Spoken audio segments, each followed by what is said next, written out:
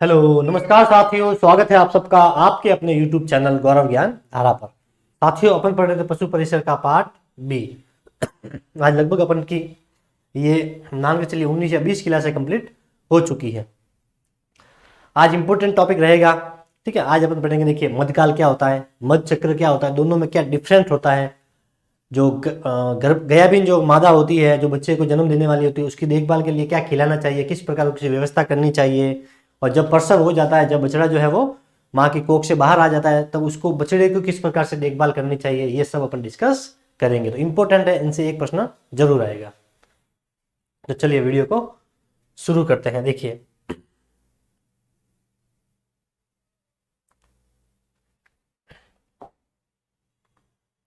पशु प्रबंधन, सब पशु प्रबंधन में आएंगे। लगभग 10 टॉपिक है पशु प्रबंधन के। कल अपन ने पढ़े कुछ, और आज उसके आगे मध्यकाल पढ़ेंगे, मध्य चक्र पढ़ेंगे। ठीक है, गाभिन जो मादा होती है उसकी देखभाल कैसे करेंगे। जो प्रसव हो जाता है, बछड़ा बाहर आ जाता है कोख से, तो उसके बाद उस मादा की देखभाल कैसे करेंगे, उस बछड़े की देखभाल कैसे करेंगे। ठीक है, जो सांड होता है उसकी देखभाल कैसे करेंगे। उसके बाद पढ़ेंगे इनके सींग किस प्रकार से काटे जाते हैं, खुरहरा क्या होता है, व्यायाम क्या होता है, ये सब अपन पढ़ेंगे। लगभग कल तक ये प्रबंधन पूरा हो जाएगा। थोड़ा बड़ा है क्योंकि इसमें चैप्टर भी कितने दे रखे हैं, लगभग इसके अपन उपभाग माने तो लगभग 10 है। कितने हैं? 10। इसीलिए इसको थोड़ा टाइम लगेगा। और आज की क्लास इंपॉर्टेंट है। मध्यकाल से रिलेटेड एक प्रश्न जो है वो बनता है, या मध्यकाल से पूछे या फिर मध्य चक्र से पूछे।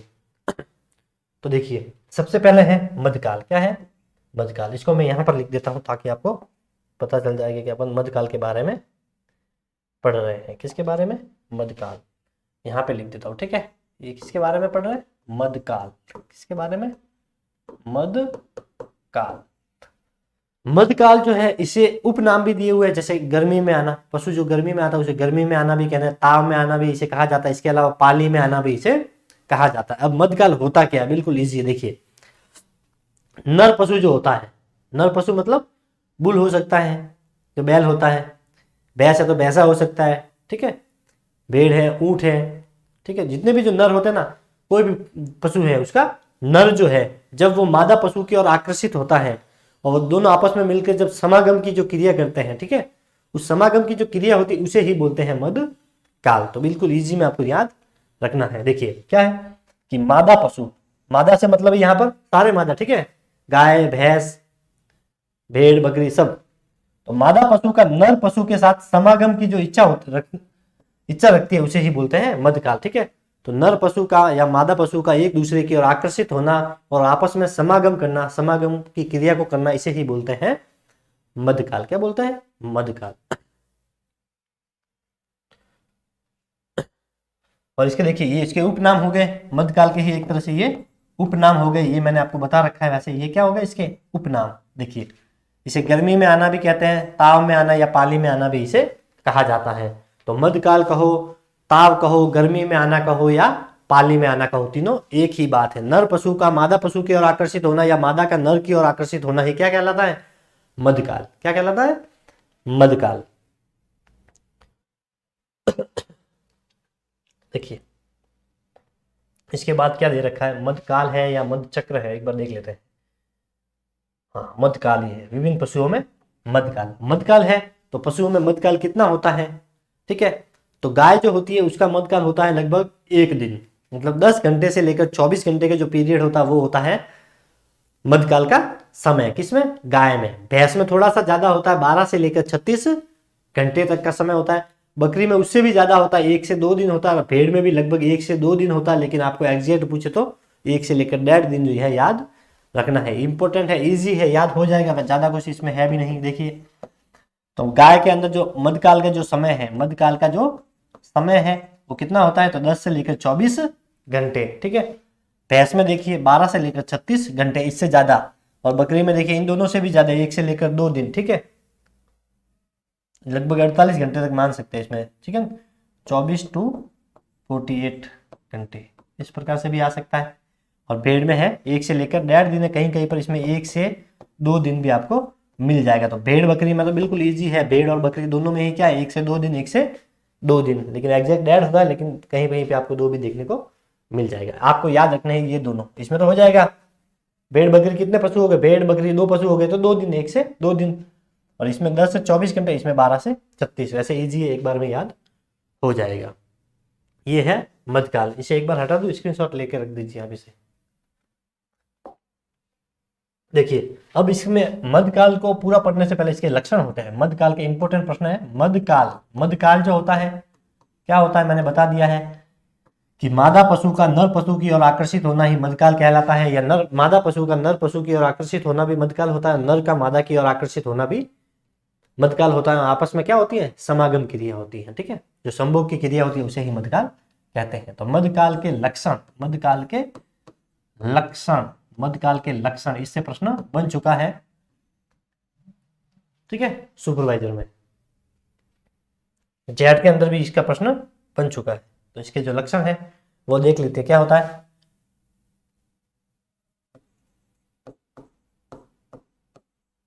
मादा पशु दूध कम देती है, मादा पशु होगी वो दूध कम देगी या फिर बिल्कुल नहीं देगी। तो अगर पशु मध्य में आया हुआ है वो दूध दे रहा है, लेकिन मध्यकाल का जो समय होगा, मतलब ये जो टाइम पीरियड होगा, इसमें वो क्या करेगा, या तो दूध देगा ही नहीं, यदि देगा तो वो बहुत कम जो है दूध देगा, ठीक है। पशु बेचैन रहेगा, क्या रहेगा, पशु बेचैन रहेगा, पशु बेचैन रहेगा, बार बार, क्या है, बार बार पीछे मुड़कर देखेगा। क्या होगा, बार बार पशु जो है वो पीछे मुड़कर देखेगा, पशु क्या रहेगा, बेचैन रहेगा। इसके अलावा इसकी एक मुख्य जो लक्षण है वो ये है कि मादा पशु, मादा पशु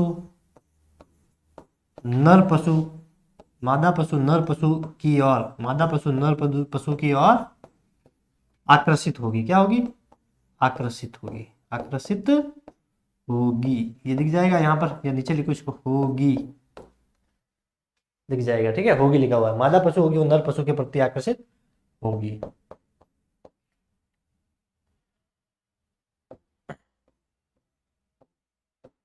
जननांग फूलकर लाल होगा, क्या होगा, लाल होगा। व जननांग जो होते हैं मादा पशु का जो जननांग होगा, ठीक है, योनि, वो क्या फूलकर उसमें लाल हो जाएगा, उससे श्लेष्मा स्त्रावित होगा, श्लेष्मा स्त्रावित होगा, श्लेष्मा स्त्रावित होगा। श्लेष्मा, श्लेष्मा झिल्ली होती है उसमें ही, इसीलिए इसको श्लेष्मा बोला जाता है। एक पदार्थ होता है, ठीक है, जिसकी वो निकलता है उसे बोलते हैं श्लेष्मा, ठीक है, योनि से, या जो जननांग होते हैं वो फूलकर लाल हो जाएगा और उसी से जो है श्लेष्मा जो है वो निकलता रहता है। तो ये इसकी कुछ विशेषता है जो आपको याद रखनी है। देखिए मादा पशु क्या होगा, एक तो दूध कम देगा या दूध बिल्कुल नहीं देगा अगर वो मध्यकाल में है तो। दूसरा इसका लक्षण है पशु हमेशा बेचैन रहेगा, ठीक है, और बार बार जो है पीछे मुड़कर देखेगा, क्या होगा, पीछे मुड़कर देखेगा। और मादा पशु जो है वो नर पशु की ओर क्या होगी, आकर्षित होगी मध्यकाल के समय, मतलब ये टाइम पीरियड के समय जब वो मध्य में होगी तो इस टाइम पीरियड में वो नर की ओर आकर्षित होगी। और जो मादा पशु होगी उसका जननांग जो होगा वो फूल जाएगा और लाल हो जाएगा, और उससे जो है एक लिक्विड निकलेगा, रेड कलर का होता है इसके, उसे श्लेष्मा बोलते हैं। वो श्लेष्मा जो है वो स्त्रावित होता रहेगा। तो ये लक्षण है इसके, स्क्रीनशॉट ले सकते हैं, फिर इसको मिटा देते हैं। मध्यकाल का प्रश्न इससे बाहर नहीं जाएगा। इसके आगे है, अपन देख लेते हैं एक बार, मध्य चक्र। मध्यकाल और मध्य चक्र दोनों एक जैसे शब्द हैं, तो दोनों में एक थोड़ा सा डिफरेंट है, वो समझ लेते हैं पहले। देखिए नर, मादा पशु जो है उसका नर की ओर आकर्षित होना और आपस में समागम की क्रिया करना, संभोग की क्रिया करना ही मध्यकाल कहलाता है। ये तो इजी है, आपको समझ में आ जाएगा। अब मध्य चक्र क्या होता है, चक्र शब्द आते ही आपको पता चल जाएगा कि कोई ना कोई इसमें सर्कल चलेगा, मतलब एक चक्र नुमा होगा। तो बिल्कुल उसी से, इसीलिए इसका नाम दिया है मध्य चक्र। तो इसमें क्या होता है, जब एक बार पशु मध्य में आ गया और दोबारा जब मध्य में आएगा तो इन दोनों के टाइम पीरियड के बीच का जो समय होता है उसमें जो पशु में जो शारीरिक और जो कार्य वो पशु करता है उसमें किसी न किसी प्रकार के उसमें चेंजेज आएंगे, ठीक है, बदलाव आएगा। तो उसके शरीर में उसके कार्य में जो बदलाव आते हैं उसे ही बोलते हैं मद चक्र। क्या बोलते हैं? मद चक्र। देखिए तो दो मद काल, मतलब एक बार पशु जो है मद में आ गया और दूसरी बार जब मद में आएगा तो ये जो पूरा टाइम पीरियड है यहां से लेकर यहां तक, इस टाइम पीरियड के बीच में पशु का जो है अपन अवलोकन करेंगे, उसमें किसी ना किसी प्रकार के शारीरिक या जो कार्य वो कर रहा है, खेती में उपयोग में ले रहे या दूध उत्पादन में उपयोग में ले रहे, उसमें कुछ ना कुछ आपको परिवर्तन दिखेगा। तो ये जो पूरा सर्कल है यहाँ से पहले मध्यकाल से लेकर दूसरे मध्यकाल के बीच तक, इसको ही बोलते हैं मद चक्र। इसीलिए ये यहाँ से लेकर यहाँ तक पूरा एक चक्र नुमा घूमता है, इसीलिए इसको मद चक्र नाम दिया गया है। तो दो मध्यकालों के मध्य की शारीरिक क्रियात्मक, ठीक है, शारीरिक क्रियात्मक घटना को ही मद चक्र कहते हैं। उसमें जो चेंजेज आते हैं पशु में उसे बोलते हैं मद चक्र। आगे समझ में यहां तक बिल्कुल इजी वे में मैंने बता दिया है। तो मध्यकाल और मद चक्र दोनों याद रखना, ठीक है, इसमें कोई विशेषता नहीं होगी, इसमें सिर्फ मद चक्र की ये डेफिनेशन है, यही आपको याद रखनी है। तो चलिए आगे देखिए, वहां पे मैंने आपको बताया था मध्य, यहाँ पे लिख देते एक बार, ये मध्य का मध्य चक्र, यहाँ पे लिख देता हूँ मैं मध्यकाल। क्या है? मध्य काल। यहाँ पे पशु के सामने ही लिख देता हूँ, गाय में था वहां पर 10 से 24 घंटे। क्या था? 10 से 24 घंटे। भैंस के सामने था 12 से लेकर 36 घंटे।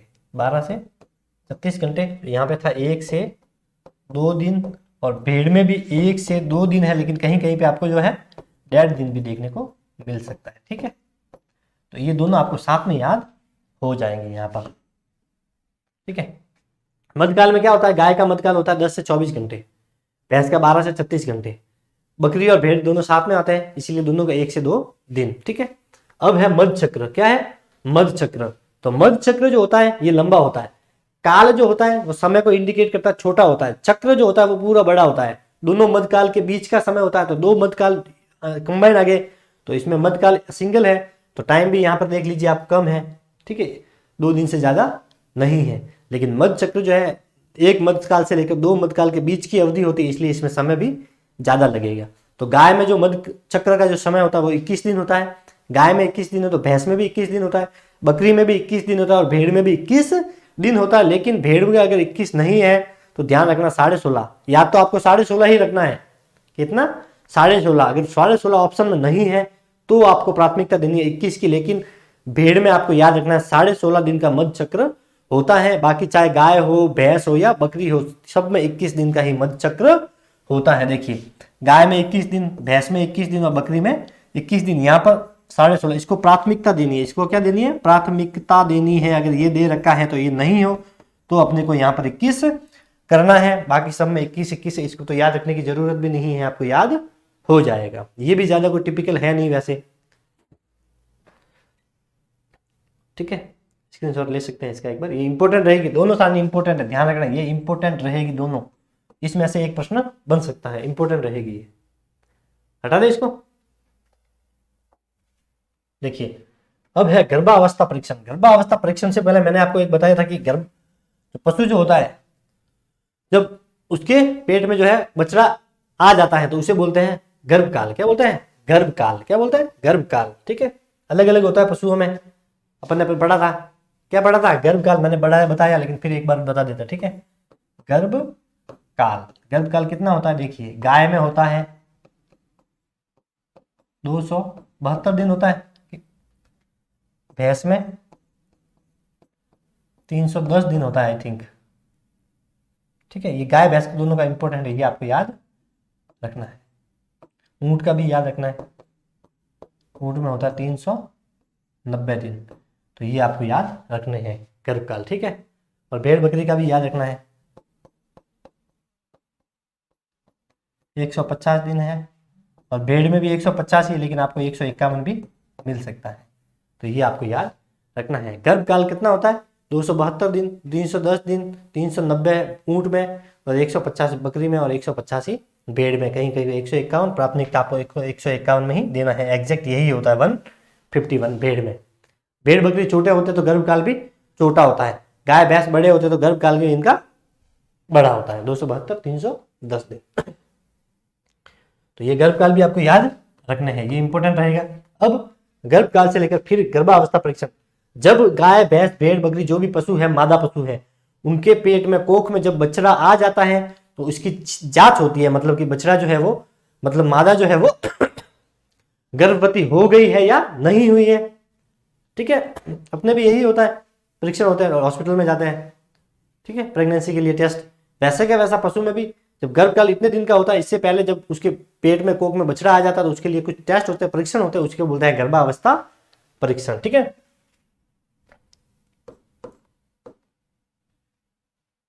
तो इसको ऐसे सिंपल भाषा में ऐसे बोल सकते हैं, बछड़े के मादा, बछड़े के मादा की कोख में होने की जांच करना। ठीक है, कोख है, इसको मैं सही कर देता हूं एक बार।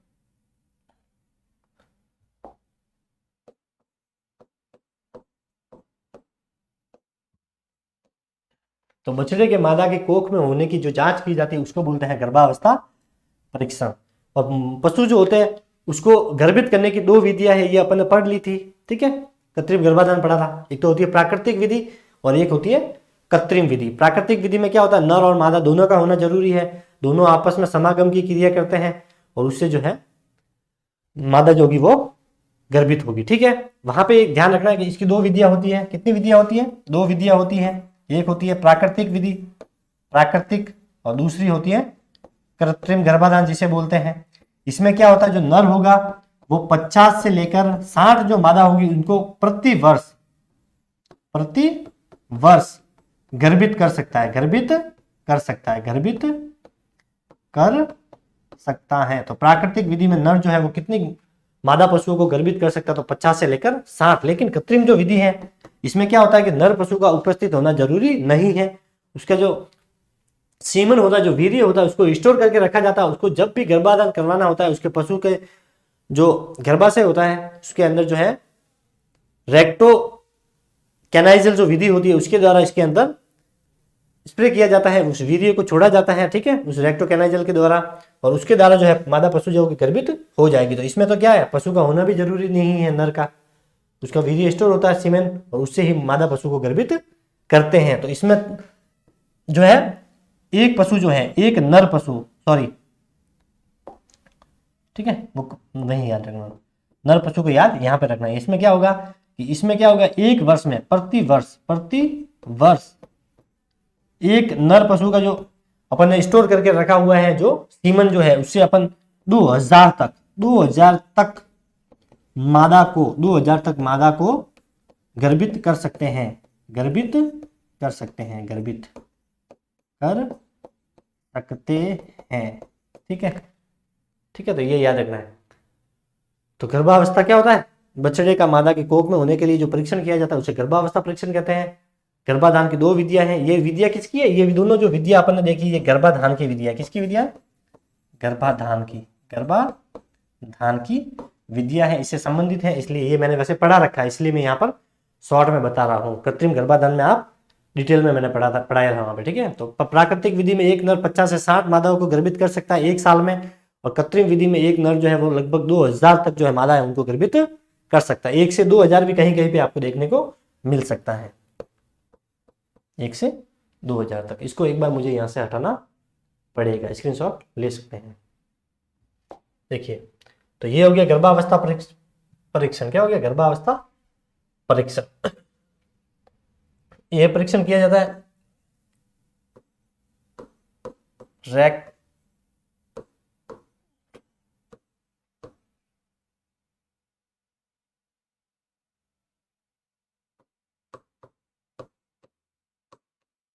रेक्टोपैपुलेशन विधि द्वारा। ठीक है, तो यह प्रश्न आ जाए कि गर्भावस्था परीक्षण किस विधि से करते हैं, तो रेक्टम पैपुलेशन विधि। ठीक है, और वहां पे कृत्रिम गर्भाधान का अपन ने पढ़ा था, वहां पे पढ़ा था रेक्टो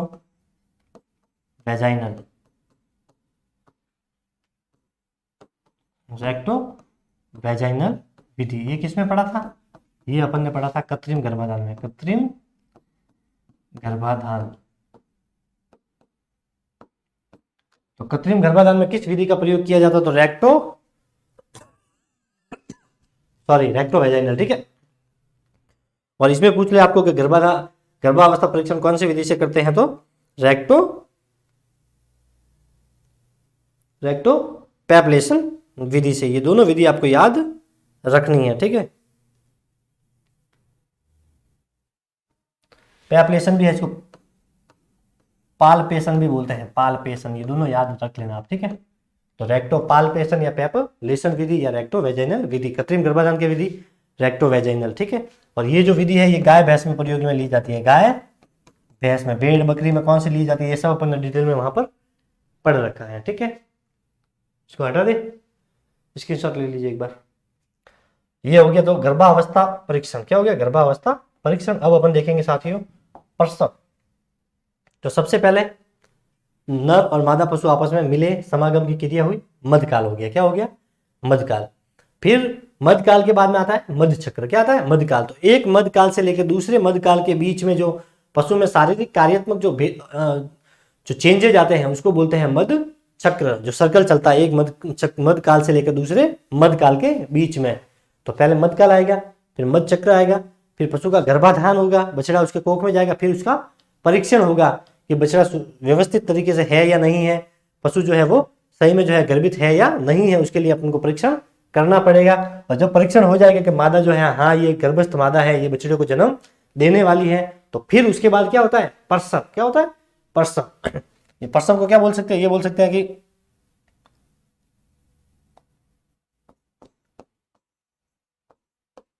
बछड़े का मादा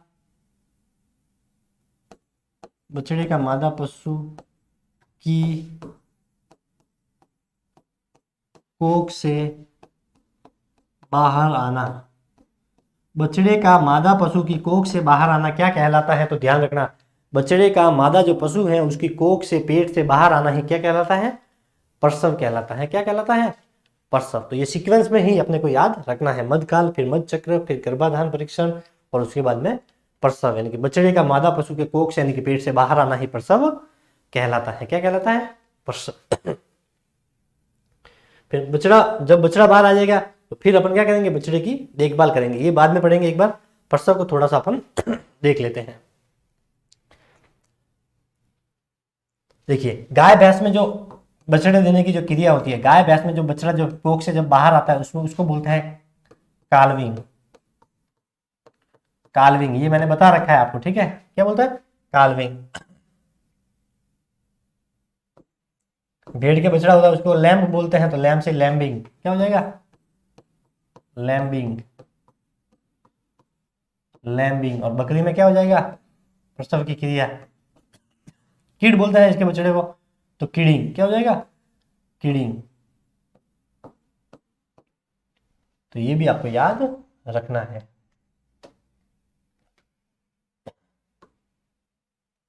ये क्या है? प्रसव की क्रिया। गाय में जो प्रसव की जो क्रिया होती है, मादा पशु के कोख से बछड़े का बाहर आना प्रसव कहलाता है। इसी क्रिया को गाय भैंस में काल्विंग बोलते हैं, भेड़ में लैम्बिंग बोलते हैं, बकरी में किडिंग बोलते हैं। क्यों? क्योंकि गाय और भैंस का जो बछड़ा होता है उसे क्या बोलते हैं अपन? इंग्लिश में बोलते हैं काफ। क्या बोलते हैं? काफ। इस काफ से ही बना है काल्विंग। का से काल्विंग। इसका जो बछड़ा होता है उसे लैम्ब बोलते हैं, लैम्ब से ही बना है ये लैम्बिंग। लैम्बिंग। और इसके जो बछड़ा होता है उसे बोलते हैं किड, और इस किड से ही बना है ये किडिंग। क्या बना है? किडिंग। तो ये सब इजी है, आपको याद हो जाएंगे, ये मैंने वैसे पढ़ा रखे हैं। देखिए जो पशु जो है जो बछड़े को जन्म देने वाला है, कौन सा है? जन्म देने वाला। तो प्रसव पशु के जो लक्षण है वो एक बार देख लेते हैं। प्रसव से पूर्व, प्रसव से पूर्व, प्रसव से पूर्व मादा के लक्षण, जो बछड़े को जो जन्म देने वाली है मादा, उसमें कुछ लक्षण दिखाई देते हैं, वो कौन कौन से हैं? तो देखिए पशु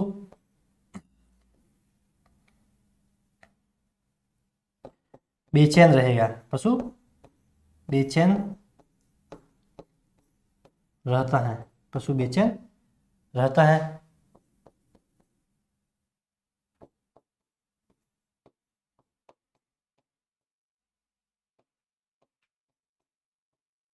जननांग में दर्द होता है, क्या होता है, पशु का जो जननांग होता है वहां पे दर्द होता है। इसके अलावा जननांग से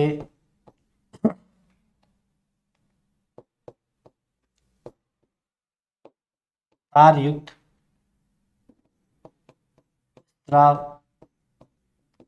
स्त्रावित होता है। तार युक्त एक लाल कलर का श्लेष्मा मान लीजिए आप, वो है स्त्रावित होता रहता है जो पशु बछड़े को जन्म देने वाली है। तो ठीक है, जो भी मादा ज्ञाबिन मादा है उसके ये लक्षण होते हैं।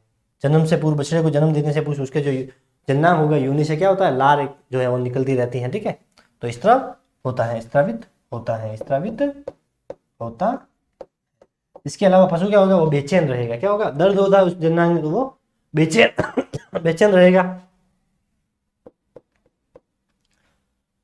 इसका अयन क्या हो जाएगा, अयन ऑब्लिक थन, दोनों एक ही बात है, अयन व थन फूल जाते हैं। क्या हो जाते हैं, फूल जाते हैं।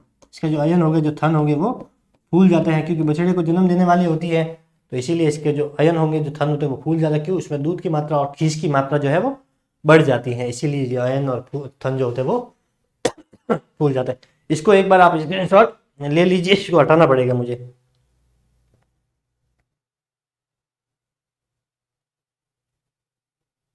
हटा दे इसे।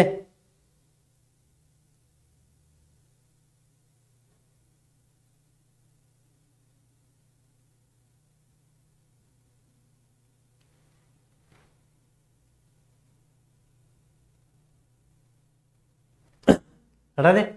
इसके अलावा 2-3 लक्षण और है, वो भी अपन लिख सकते हैं। प्रसव के लक्षण चल रहे थे, प्रसव के शॉर्ट में लिख देता हूँ। ठीक है, मैं प्रसव के लक्षण यही चल रहे थे, प्रसव पूर्व या प्रसव के लक्षण। वैसे वहां पे हो गया, एक होता है पशु, क्या होगा, पशु, मादा पशु। ठीक है, पशु मतलब मादा पशु बार बार मूत्र त्यागता है, मूत्र त्यागता है बार बार। ठीक है,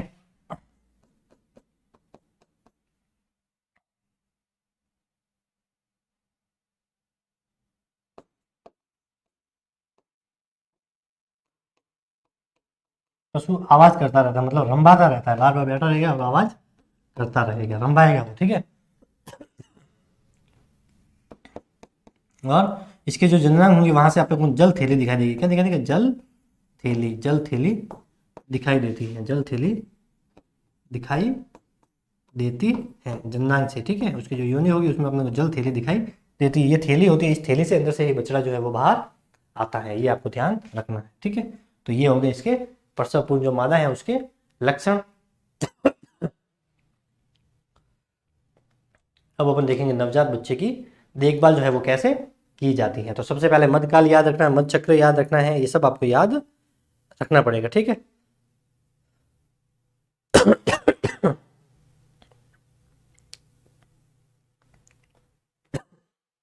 जल थैली होती है, इससे ही बछड़ा बाहर। ये देखिए, जब पशु को बछड़ा होने वाला है और जल थैली दिखाई देती है, ये जब बाहर निकलती है ना, तो इसको 1 घंटे बाद, 1 घंटे बाद, 1 घंटे बाद बछड़ा जो है वो जननांग से बाहर आ जाता है। ठीक है, पेट कोख से बाहर आ जाता है, मतलब प्रसव जो क्रिया है वो हो जाती है। 1 घंटे बाद बछड़ा बाहर आ जाता है, आ जाता है। तो जल थैली दिखाई देने के बाद कितने समय बाद बछड़ा जो है वो कोख से, मतलब मादा की जो कोख है उससे बाहर आता है, तो 1 घंटे बाद बछड़ा बाहर आ जाता है। अगर 1 घंटे बाद बछड़ा बाहर नहीं आ रहा है तो ध्यान रखना है, तो फिर अपने को 8 घंटे तक इसका वेट करना है। सॉरी, 1 घंटे तक अगर बछड़ा बाहर नहीं आता तो फिर अपने को क्या करना है, चिकित्सक की सहायता लेनी है। किसकी सहायता लेनी है, चिकित्सक, डॉक्टर को बुलाना पड़ेगा।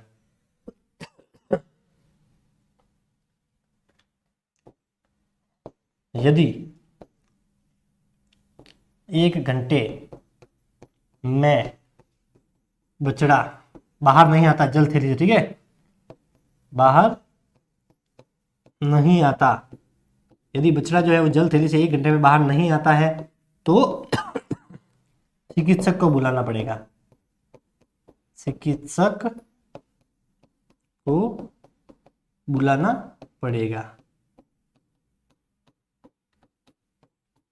ठीक है, तो देखिए जल थैली जो है, ये जल थैली ये दिखाई देने के बाद 1 घंटे में जो है प्रसव क्रिया कंप्लीट होनी चाहिए, मतलब बछड़ा जो है वो कोख से पूरी तरह से बाहर आ जाना चाहिए। अगर नहीं आया है तो 1 घंटे के बाद अपने को चिकित्सक को बुलाकर ये क्रिया करवानी पड़ेगी। ये इंपॉर्टेंट है, ये सभी आपको ध्यान रखना। इसको हटा दूं मैं, ठीक। फिर जब प्रसव जो क्रिया होती है, क्या क्रिया होती है, प्रसव जो क्रिया होती है उसमें क्या होता है, पशु की जो योनि होती है, जो जननांग होता है, उससे जो है लसलसा जो श्लेष्मा होता है वो बाहर गिरता रहता है, जिसे अपन बोलते हैं जैर। क्या बोलते हैं, जैर।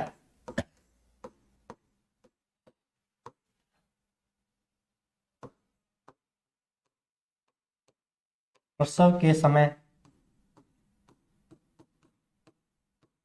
जननांग से स्रावित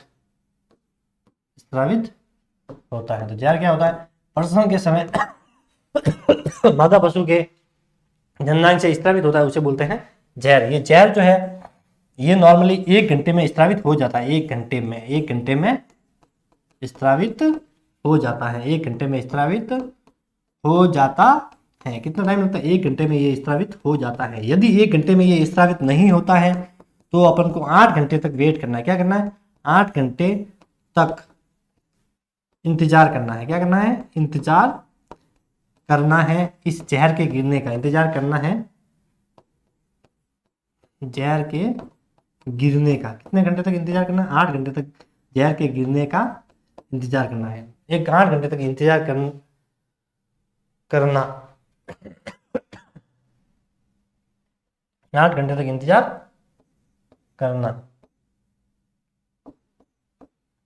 जहर के गिरने का। 8 घंटे में भी नहीं गिर रहा है जहर तो फिर अपन को चिकित्सक को बुलाना पड़ेगा।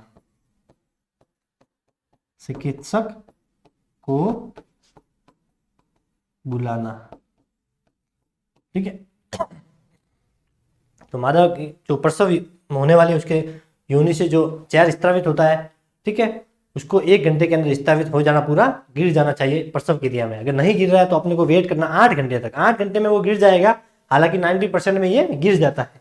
बाय द वे नहीं गिरता है तो 8 घंटे के बाद अपने को जो है जो पशु चिकित्सक है उसे जो है अपने को बुलाना पड़ेगा इस क्रिया के लिए, ठीक है। तो ये हो गई प्रसव क्रिया कंप्लीट। अब अपन देखेंगे नवजात बच्चा जो है उसकी देखभाल करना।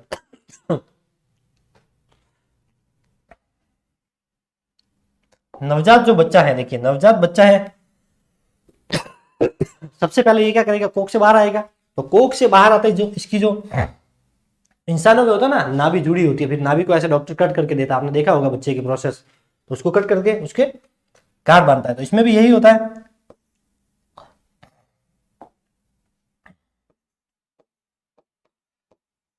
नाभि को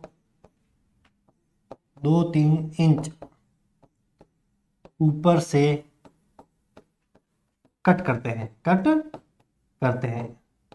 ये ह्यूमन बीइंग में अपने भी ऐसे ही होता है, ह्यूमन बीइंग के अंदर, और जो एनिमल्स है उसमें भी ये प्रोसेस सेम है। तो नाभि को 2 और 3 इंच से ऊपर से कट कर देते हैं और इसको बांध देते हैं। पहले क्रिया ये होगी, मादा से उसका कनेक्शन जो होता है वो जो कोख में जो होता है उससे जो उसको सप्लाई होती है वाटर और जो भी उसको सप्लाई होती है खाने पीने की, वो इसी से वो मादा से जुड़ा रहता है, इसी से उसको पोषण मिलता है, ठीक है। तो इसको 2 से 3 इंच ऊपर से कट कर देते हैं। फिर यहाँ पे इंफेक्शन ना हो इसीलिए जो नाभि से जहां से इसको कट किया है वहां पर इसे टिंचर से या आयोडीन से साफ करना है। किससे साफ करना है, टिंचर से या आयोडीन से साफ करना है। साफ करना, जहां से भी कट किया है उस स्थान से आपको ध्यान रखना है कि इसे टिंचर से या फिर आयोडीन से इसे साफ करना है, ताकि इसका जो है संक्रमण जो है वो नहीं फैले। ये पहला काम अपन करेंगे कि प्रसव के लिए बच्चा बाहर आए, और पहला काम अपने को यही करना है नवजात बच्चे की देखभाल में। फिर दूसरा काम अपने को क्या करना है कि ये जो नवजात जो है अपन ये पढ़ रहे हैं, ठीक है, इसको बछड़े के भार का 1/10 भाग खीस पिलाते हैं। क्या पिलाते हैं, खीस इसे पिलाते हैं। खीस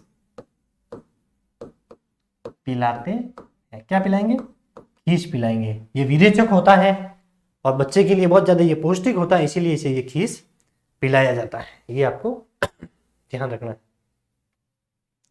ठीक है। 2 दिन इसे काट लेते हैं। बछड़े को जो है, जो बछड़े का मान लीजिए बछड़ा 10 kg का है तो उसका 10 किलो का 1/10 भाग जो है उसे खीस पिलाना चाहिए। विरेचक होता है, बछड़े की उन्नति के लिए अच्छा माना जाता है। और जब मादा पशु जो है वो बछड़े को जन्म देती है तो 3 दिन 72 घंटे तक उसमें खीस की मात्रा ज्यादा रहती है।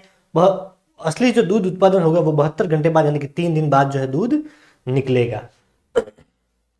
और ये बात ध्यान रखनी है कि जो भी पशु जिसने अभी बछड़े को जन्म दिया उससे ज्यादा दूध नहीं निकालना चाहिए एक साथ में, ठीक है।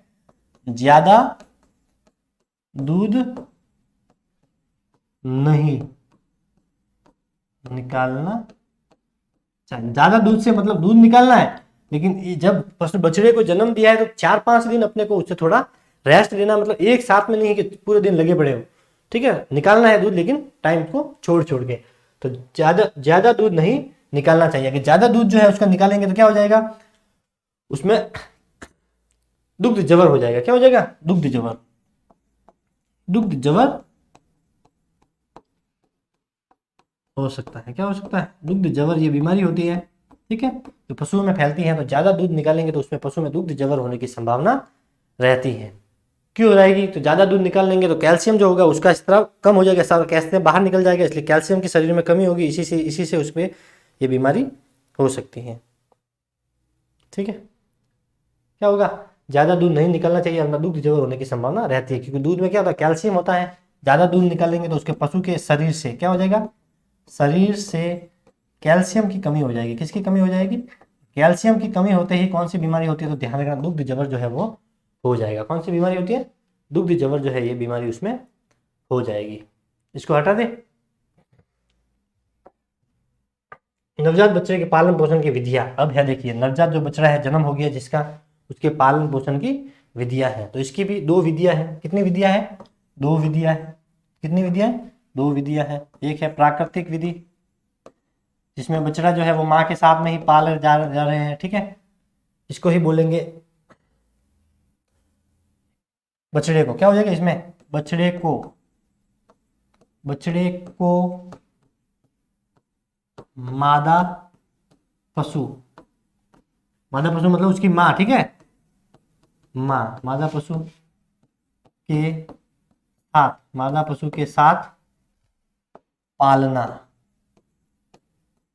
तो देखिए एक तो सिंपल है प्राकृतिक विधि, बछड़ा पैदा हो गया उसको सुबह शाम जो है अगर पूरे दिन उसके साथ में नहीं रहेगा तो कम से कम सुबह शाम दूध पीने के लिए उसको छोड़ा जाता है, ताकि वो अपनी माँ जो है वो उसका मादा पशु का वो दूध पी सके। ये प्राकृतिक विधि है, इसे बोलते हैं प्राकृतिक विधि, ठीक है। एक है कृत्रिम विधि, कौन सी है, कृत्रिम विधि, और इसे ही दूसरा नाम दिया गया सकलिंग। क्या नाम देते हैं, सकलिंग, ये इंपॉर्टेंट है, सकलिंग। सकलिंग से याद रखना, स से 7 क्या हो जाएगा, 7। तो मतलब पशु को जो है मादा के साथ में ही पालना, इसलिए बोलते हैं प्राकृतिक विधि या सकलिंग। ये नाम इंपॉर्टेंट है, सकलिंग, ठीक है। सकलिंग में स आ रहा है, इसमें भी 7 आ रहा है। एक होती है कृत्रिम विधि, कौन सी विधि है, कृत्रिम विधि, इसे ही भी बोलते हैं विनिंग। क्या बोलता है, विनिंग।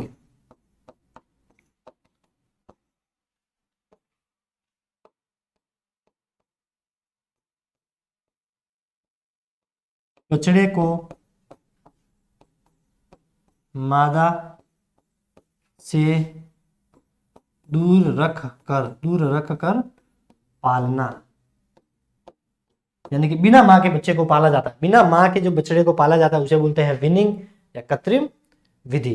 प्राकृतिक या इसे दूसरा नाम सकलिंग। क्या है, सकलिंग। ये दोनों नाम आपको याद रखने हैं, सकलिंग, ठीक है। सकलिंग, प्राकृतिक, कृत्रिम, विनिंग, ये दोनों जो इंग्लिश नाम है ये आपको याद रखने पड़ेंगे, इसी से प्रश्न बनता है। तो जब साथ में पालेंगे उसे प्राकृतिक या सकलिंग बोलेंगे, स से सकलिंग, स से 7, और विनिंग मतलब अलग अलग, ठीक है। इसमें बछड़े को माँ से अलग पाला जाता है। इस विधि के कुछ लाभ हैं, क्या है, कुछ लाभ है। क्या है लाभ, कि मादा पशु को मान लीजिए कुछ बीमारी हो चुकी है, थनैला रोग हो चुका है, तो ये दूध पिएगा उसमें भी बीमारी हो जाएगी, तो इसमें तो उसको मादा से दूर रखेंगे ना, उसका दूध भी नहीं पीने देंगे, तो वो बीमारी जो है उसको नहीं फैलेगी। तो इसमें क्या होगा, मादा पशु की बीमारी बछड़े में नहीं आएगी, मादा पशु की बीमारी बछड़े में नहीं फैलेगी या आएगी। मान लीजिए पशु है, उसकी माँ जो है वो मर गई, तो इसमें भी इसको पालने में ज्यादा समस्या नहीं रहेगी, क्योंकि इसमें पाला भी इसको बिना माँ के ही जाता है। तो बिना माँ के पशु आसानी से रह लेता है, ठीक है, क्योंकि उसकी आदत बना देते हैं, उसको बिना माँ के पास भेजते नहीं है, तो धीरे धीरे इसके उसकी हैबिट हो जाती है। तो उसकी माँ के अगर वो मर भी जाती है पशु, मादा पशु, तो ये आसानी से रह सकता है। इसमें फिर समस्या होती है, ये भी रह तो लेगा, लेकिन इसको जो है उसमें ढलने में थोड़ा टाइम लगेगा, 15-20 दिन उसे लगते हैं। लेकिन इसमें वो जो है वो पशु जो है वो बछड़ा बिना माँ के भी जो है आसानी से रह सकता है, ठीक है। तो ये दोनों में कुछ डिफरेंट है। और इसमें एक ये होता है कि मादा मादा पशु का सही मादा पशु का सही मादा पशु का सही दूध उत्पादन मादा पशु का सही दूध उत्पादन पता चलता है। इसमें तो क्या होता है, ऊपर वाली में प्राकृतिक विधि में बछड़ा माँ के पास रहेगा तो दूध पीता रहेगा, तो पता नहीं चलेगा कि ये जो पशु है वो कितना दूध देती है। इसमें अपने को एग्जैक्ट पता चलेगा कि ये जो मादा है वो कितना दूध दे रही है, क्योंकि बछड़े को तो इसमें दूध पीने की अनुमति नहीं होती है। यही थी इंपॉर्टेंट क्लास थी आज की, ठीक है, हटा दे इसे। इसके अलावा आपको यह ध्यान रखना है कि प्रसव से पूर्व क्या होता है, प्रसव से 1 से 1.5 सप्ताह पूर्व मादा पशु को प्रसव गृह में रखना चाहिए। कहां पे रखना चाहिए, प्रसव गृह में रखना चाहिए, प्रसव गृह में रखना चाहिए। इसमें क्या होगा कि जो पशु प्रेग्नेंट होगा, मादा बछड़े को जन्म देने वाली होगी, अगर वो सबके साथ में रहेगी तो इसके चोट लगने की संभावना है, बछड़े को जो है हानि पहुंच सकती है। इसलिए इसको जब ये बछड़े को जन्म देने वाली है उससे 1 से 1.5 सप्ताह पूर्व इसे प्रसव गृह में रखना चाहिए। ये जो बछड़े को जन्म देने वाली माएँ होती है उनके लिए ये बनाया जाता है। एक प्रसव गृह में 10 मादा जो है वो मैक्सिमम रख सकते हैं। कितनी, 10 कितने रख सकते हैं, 10। एक है स्टेमिंग अप, क्या है, स्टेमिंग अप। तो देखिए बछड़े को जन्म देने से पूर्व, बछड़े को जन्म देने से पूर्व मतलब, एक मिनट, बछड़े को जन्म देने से 1.5 से 2 माह पूर्व, ठीक है, बछड़े को जन्म देने से 1.5 माह पूर्व जो पशु आहार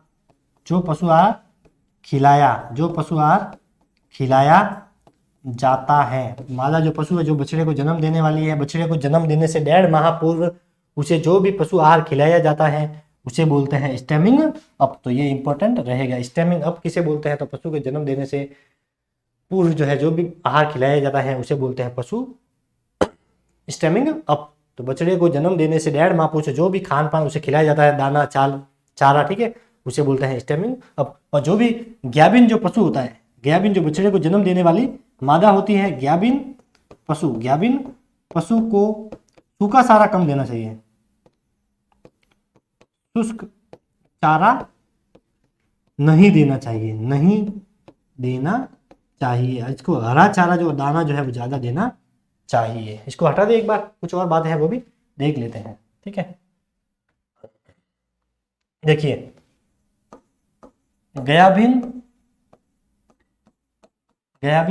गाय को 2 किलो दाना खिलाना चाहिए, कितना, 2 किलो। और भैंस को, ग्याबिन भैंस है अगर, तो ग्याबिन भैंस को 3 केजी दाना खिलाना चाहिए, कितना, 3 केजी। और जो बकरी है, कौन सी, तो बछड़े को जन्म देने वाली जो बकरी है, बकरी को 250 ग्राम जो है ग्राम दाना खिलाना चाहिए, कितना दाना खिलाना चाहिए, 250 ग्राम दाना इसे खिलाना चाहिए। और मादा की जो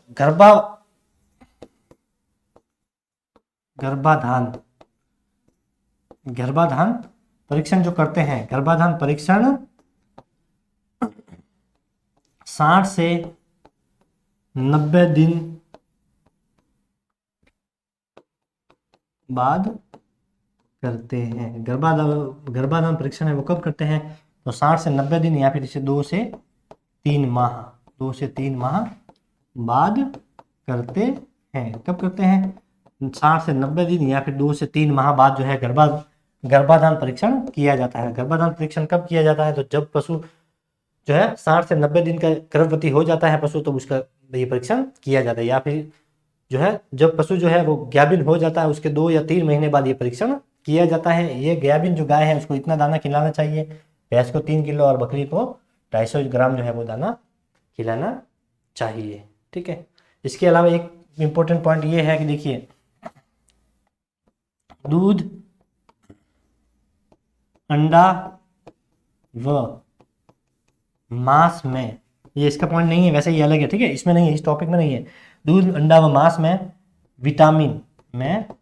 विटामिन सी अनुपस्थित रहता है, अनुपस्थित रहता है। तो ये इंपॉर्टेंट है, ध्यान रखना। ठीक है, इस टॉपिक से हटके है लेकिन इंपॉर्टेंट है कि दूध, अंडा व मांस में विटामिन सी जो है वो अनुपस्थित रहता है। ये इंपॉर्टेंट थे आज की क्लास। कल की क्लास इससे भी इंपॉर्टेंट रहेगी। ठीक है, thank you, have a nice day, all the very best. तैयारी करते रहे।